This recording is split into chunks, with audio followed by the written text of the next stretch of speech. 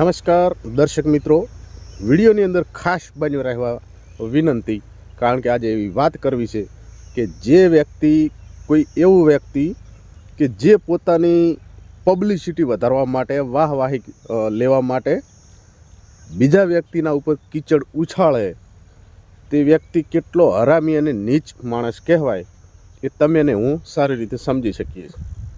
મિત્રો, વાત કરવી છે વિજ્ઞાન જાથાના ચેરમેન જયંત પંડ્યાની.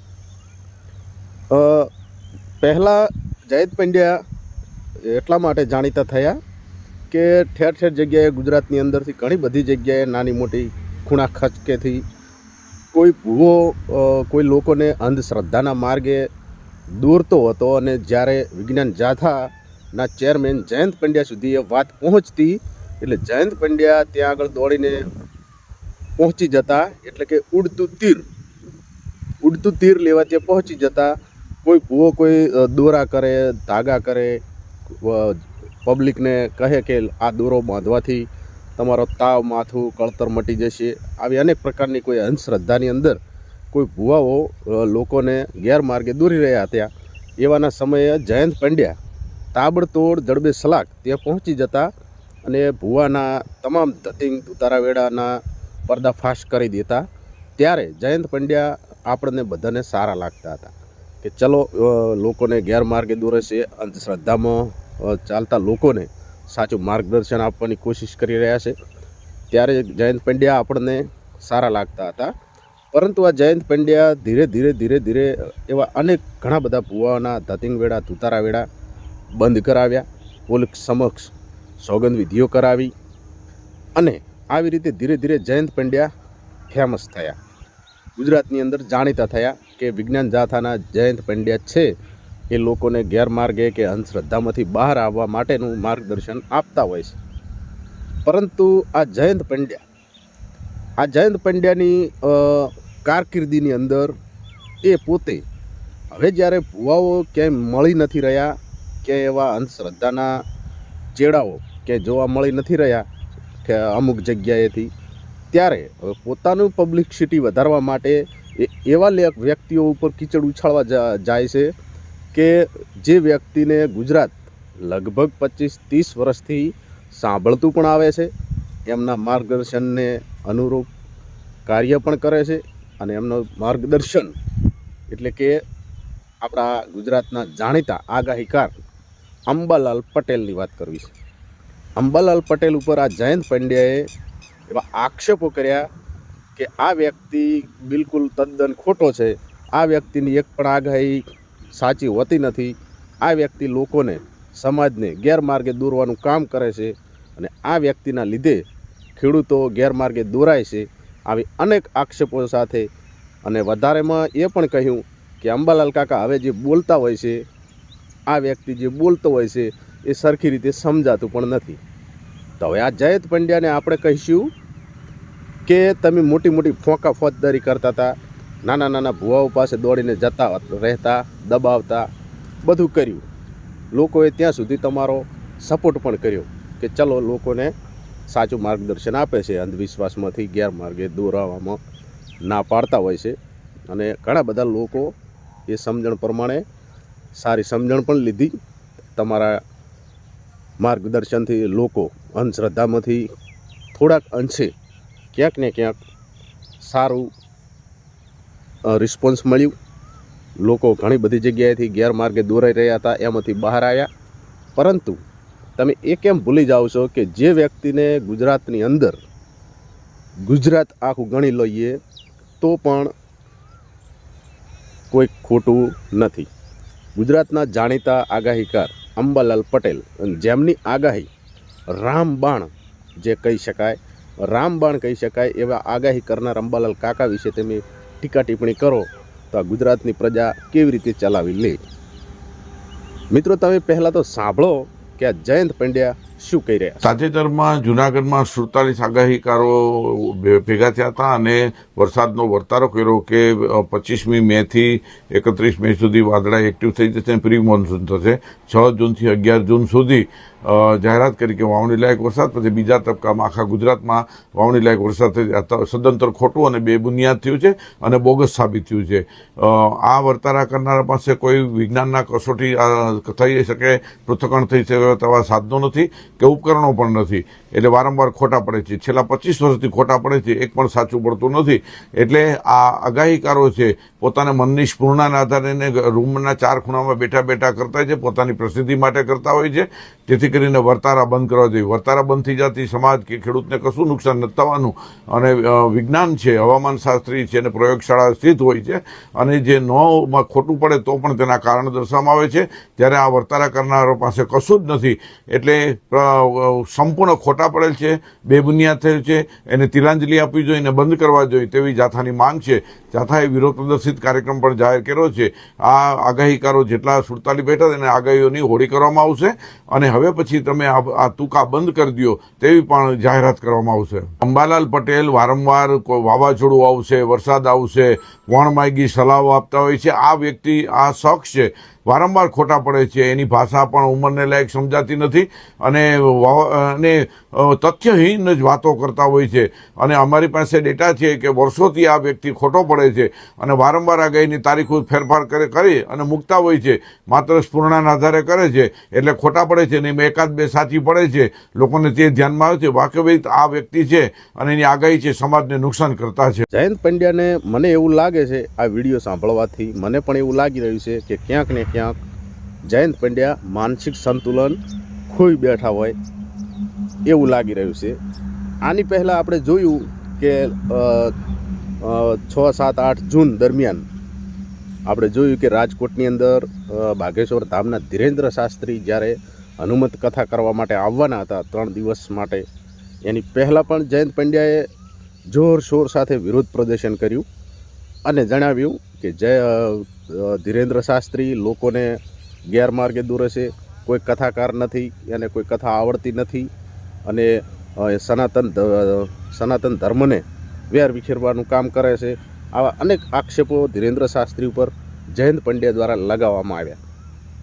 એવું પણ કહી રહ્યા હતા કે જ્યારે ધીરેન્દ્ર શાસ્ત્રી રાજકોટની અંદર સભા કરશે કે કથા કરશે ત્યારે અમે અમારા 50 માણસો એની સભામાં રાખીશું ને સવાલો કરીશું ને અમારા સવાલોના સાચા જવાબ ધીરેન્દ્ર શાસ્ત્રી પાસેથી માગીશું.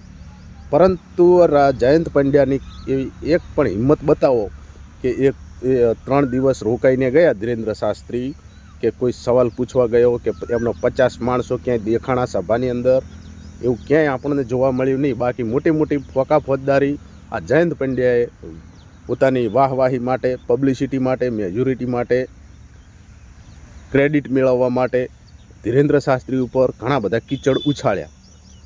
અને એક ધીરેન્દ્ર શાસ્ત્રી શાંતિપૂર્વક રીતે 3-4 દિવસ રાજકોટમાં રોકાઈ સભા કરી, કથાઓ કરી અને ચાલ્યા પણ ગયા.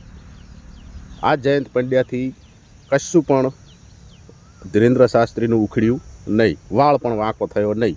મોટી મોટી બણગા ફૂંક્યા 3-4 દિવસ અગાઉ જ્યારે ધીરેન્દ્ર શાસ્ત્રી આવવાના હતા એની પહેલાં, પરંતુ જે રીતે એને બણગા ફૂંક્યા જયંત પંડ્યાએ, મોટી મોટી વાતો કરી, એ પ્રમાણેનું કંઈ 4 દિવસ રહીને ગયા શું કરીને બતાવ્યું. તો હવે જનતાને ગુમરાહ કરવાનું, ગેરમાર્ગે દોરવાનું કામ આ જયંત પંડ્યા કરે છે કે અંબાલાલ કાકા કરે છે? જે અંબાલાલ કાકાની આગાહી પ્રમાણે ખેડૂતો ઘણી બધી રીતે એમનું જે પાક હોય કે કોઈ પણ ખેતરની અંદર કંઈ પણ કામગીરી ચાલતી હોય, એ અંબાલાલ કાકાની આગાહી પ્રમાણે ખેડૂતો એ પ્રમાણે ઘણી બધી જગ્યાએ જોયું છે કે માલ સકેલી લેતા હોય છે. કોઈક મોટા ભાગે અંદર જોવા મળે છે કે ક્યાંક ને ક્યાંક ઘણું બધું નુકસાન પણ થતું હોય છે. પણ એ ખેડૂતો આગાહી હોવા છતાં એ આગાહીને સમજતા નથી, સાંભળતા નથી. પરંતુ જ્યારે એ આફત આવીને ઊભી રહે ત્યારે એમને સમજાય છે કે અંબાલાલ કાકા જે રીતે કહી રહ્યા હતા એક સાચું હતું, જલ્દીથી આપણે આ કામ પતાવીને આપણો માલ યોગ્ય જગ્યાએ સાચવી લીધો હોત તો સારું હતું. પરંતુ જ્યારે અંબાલાલ કાકા આગાહી કરે છે ત્યારે એ આગાહી 95% સાચી સાબિત થતી હોય છે. આની પહેલાં આપણે જોયું કે 28-29 તારીખ જે વરસાદની આગાહી કરી હતી અંબાલાલ કાકાએ કે ઉત્તર ગુજરાતની અંદર ભારે ગાજવીજ સાથે 50 થી 60ની સ્પીડ સાથે પવન ફૂંકાશે અને ભારે વરસાદ થશે, વીજળી પણ પડશે. અને ખરેખર મિત્રો જે પ્રમાણે આગાહી કરી હતી એ અમારા, હું ઉત્તર ગુજરાતનો જ રહેવાસી છું ને એ જ પ્રમાણે દિવસે જોવા જઈએ તો કંઈ જ હતું નહીં, પરંતુ તારીખ અંબાલાલ કાકાની કહેલી હતી. અને ક્યાંથી રાતે અચાનક રાતના લગભગ 11 થી 12 વાગ્યાના સમયે ભરપૂર સ્પીડે પવન પણ આવ્યો. લગભગ 50 થી 60ની સ્પીડ જોવા મળી. એટલી બધી વીજળી કડાકા ભડાકા જોવા મળ્યા અને 1 કલાક સુધી વરસાદ, ધોધમાર વરસાદ પડ્યો. સવારે જ મેં કીધું બીજા ખેડૂતોને કે હું નહોતો કહેતો કે અંબાલાલ કાકાની આગાહી છે બરાબર, વરસાદ થવાનો છે. આજે લગભગ એના 20 દિવસ થઈ ગયા એ વરસાદ થવાના, અને એટલી રીતે આગાહી એ સાચી સાબિત થઈ હતી. તો આવી રીતે તો અનેક આગાહીઓ અંબાલાલ કાકાની સાચી સાબિત થઈ છે. હવે જ્યારે અંબાલાલ કાકા ઉપર આ જયંત પંડ્યાએ આવા કીચડો ઉછાળ્યા, ટીકા ટિપ્પણીઓ કરી, ત્યારે પરેશ ગૌસ્વામીએ પણ એમને સારો એવો જવાબ આપ્યો છે, એ પણ સાંભળી લઈએ. અંબાલાલ પટેલ જેવા વ્યક્તિને પદ્મશ્રી પુરસ્કારથી આપણે સન્માનિત કરવા જોઈએ. સરકારે પણ એમની નોંધ લેવી જોઈએ. આવી કોઈ પણ 1 રૂપિયાની આવક વગર એ નિસ્વાર્થ ભાવે જે પ્રકારે સેવા કરી રહ્યા છે, અને આવા સેવાભાવી માણસને પણ કોઈ સસ્તી પબ્લિસિટી માટે, પોતાના તુચ્છ વિચારો માટે થઈને જો એ ક્યાંય કલંક લગાડતા હોય, બદનામ કરતા હોય તો આ દુઃખની વાત છે, અને આ જરાય ચલાવી લેવામાં ન આવે. અંબાલાલ કાકા ઉપર પ્રહાર એટલે જે આખી વર્ષા વિજ્ઞાન અને જે આપણે કહી શકાય કે આપણી જે પરંપરા છે એ ભડલી વાક્યોથી લઈને જે આપણા પ્રકૃતિના જે સિદ્ધાંતો છે, જે નિયમો છે, એ આપણી સંસ્કૃતિ ઉપર પ્રહાર કરવા બરાબર છે. એટલે બીજી વખત વિજ્ઞાન જાથા આ ભૂલ ન કરે એ મારી અપીલ છે. અને જો આવા અમારા વડીલ મુરબ્બી અંબાલાલ કાકાનું આ રીતે બીજી વખત અપમાન કરવામાં આવશે તો અમે પણ મેદાને આવશું અને વિજ્ઞાન જાથાને પણ પડકાર ફેંકશું કે વિજ્ઞાનની અંદર તમે શું જાણો છો અને અમે શું જાણીએ છીએ. ચલો આપણે મીડિયાના મારફતે લાઈવ ડિબેટ કરી નાખીએ. તો આ ચેલેન્જ સ્વીકારવા માટે પણ વિજ્ઞાન જાથાએ તૈયાર રહેવું પડશે. પરેશભાઈ ગૌસ્વામીએ જેવી રીતે કહ્યું એવી રીતે આ જયંત પંડ્યા પોતાની જાતને શું સમજે છે એ કંઈ સમજણ પડતી નથી.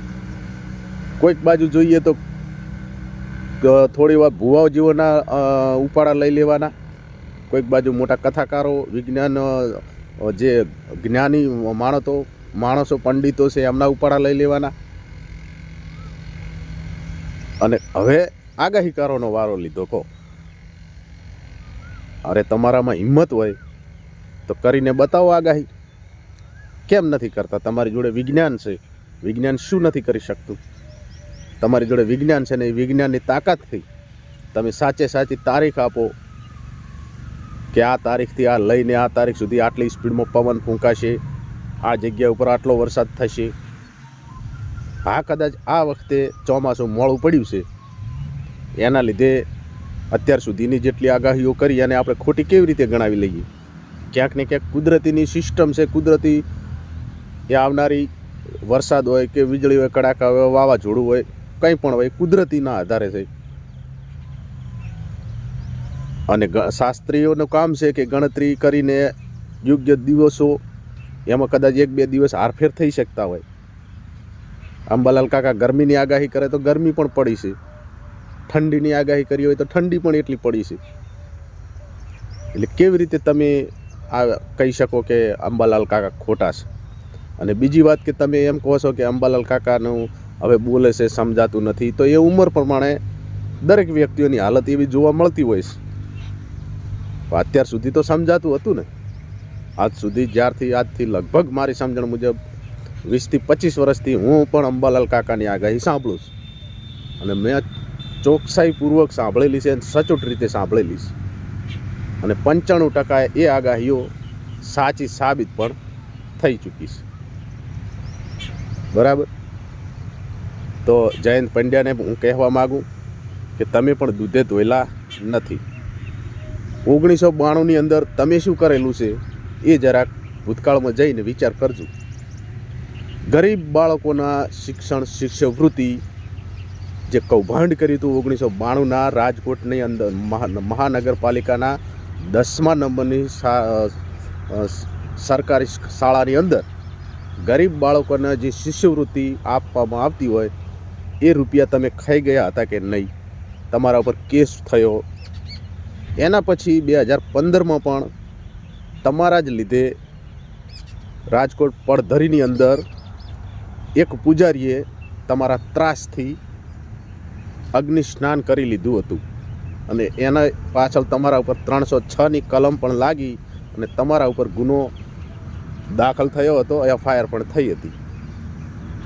હવે ગરીબ બાળકોની શિષ્યવૃત્તિના પૈસા તમે ખાઈ જતા હોય, એ સમયે 1992નો સમય હતો.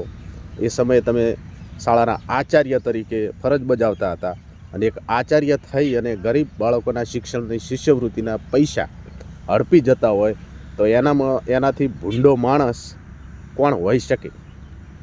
એટલે આ બધું ભૂતકાળની વાતો તમે જરાક ભૂલી ના જતા, બરાબર? અને અમારા અંબાલાલ કાકા વિશે તમારે કોઈ હક નથી ખરાબ કે કોઈ પણ ટિપ્પણી કરવાની. બધા ખેડૂતો જાણે જ છે કે કેટલું અંબાલાલ કાકા કેટલા સાચા છે અને શું છે. રેડી? અને એવું હોય સાંભળી લો અમારા અંબાલાલ કાકાને. અમારે ખેડૂતો સાથે લેવાની વાત છે. જે દિવસે ખેડૂતો એમ કહે છે કે આગાહી એમને ફાયદો થતો નથી તો અમે આગાહી બંધ કરી, કારણ કે અમારી સર્વિસ જે છે એ ખેડૂત રિલેટેડ હતી અને એ ખેડૂતના ખેતરમાં જઈ અને આ બે પ્રશ્નો પૂછતા કે આ વરસાદ બરાબર, આ પાક કેમ બરાબર થયો નથી, ત્યારે ખેડૂતો કહેતા કે સાહેબ વરસાદ બરાબર થયો નથી. ત્યારથી જ અમારા મનમાં પ્રશ્ન હતો કે આ વિદ્યા કેમ પ્રાપ્ત ના કરવી. એટલે અમે લાંબા પ્રવાસમાંથી આ બાબતનું પુસ્તક લઈએ અને એમાંથી મનોમંથન કરીને આવે છે. આ બધી બાબતો જે છે અમે અમારું જીવન પારદર્શક છે અને અમારે ખેડૂતો સાથે મતલબ છે. ખેડૂતો, ફેરિયાઓ, માલધારીઓ, મોટો વર્ગ, નાનો વર્ગ નહીં. એ વર્ગ એમ કે એમ જે દિવસે કહે છે કે તમારી આગાહીમાં અમને રસ નથી, તમારી આગાહી અમારા ઉપયોગી નથી થતી તો સારું. આ બાબતે ખેડૂતોએ જાથાવાળાને જવાબ આપવો જોઈએ. મારે શા માટે જવાબ આપવો જોઈએ? અંબાલાલ કાકાને પણ આપણે જણાવી દઈએ કે આવા ભ્રષ્ટાચારી લોકો, ગુનાહિત લોકો અને હિન્દુ ધર્મ વિરોધી લોકોને કાંઈ કાને લેવાની જરૂર નથી, એમની વાતોમાં ક્યાંય આવવાની જરૂર નથી. તમારે ગુજરાતના દરેક ખેડૂત તમારા સમર્થનમાં છે, તમારી સાથે છે.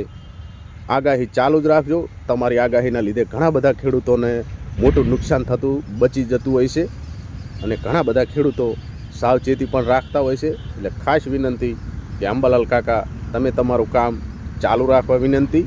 આવા ભ્રષ્ટાચારી લોકોના કોઈ વાત સાંભળવાની જરૂર નથી, બરાબર?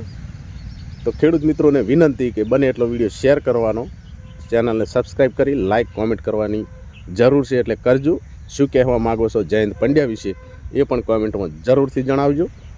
બાકી આવા પોતાની પબ્લિસિટી વધારવા, પોતાનું વર્ચસ્વ વધારવા ઘણાએ આવ્યા અને ઘણાએ ગયા. રેડી? એટલે કોઈએ ભરમાવવું નહીં. બાકી રજા લઈ વિડીયોમાં મળીએ, નવા વિડીયોમાં નવા મુદ્દા સાથે. રજા આપશો. જય માતાજી, જય જય ગરવી ગુજરાત.